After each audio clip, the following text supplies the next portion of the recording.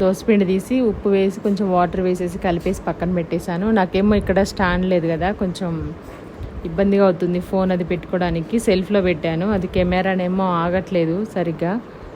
ఇంకా కొంచెంగా లైట్గా ఇలా కనిపిస్తుంది అనేసి నేను అలాగే ఉంచేసాను అనమాట. ఇంకేం ఎక్కడో ఒక దగ్గర పెట్టాలి, అడ్జస్ట్ చేసుకోవాలి కదా ఒక 2 రోజులు.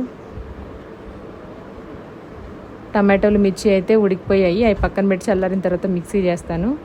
ఈలోపు దోసపెనం తీసుకొని నీట్గా కడిగేసి స్టవ్ మీద అయితే పెట్టేసాను అనమాట. అందరూ బ్రష్ చేశారు, అత్తయ్యకి అలాగే మా వారికి, నేను ఒక దోశ తిన్నాను.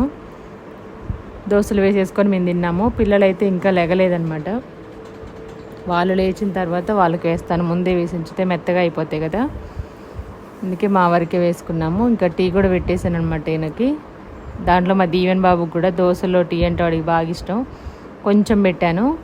పిండి అయితే ఇలా ఉంది, 2 days అయిందంటారు రుబ్బి.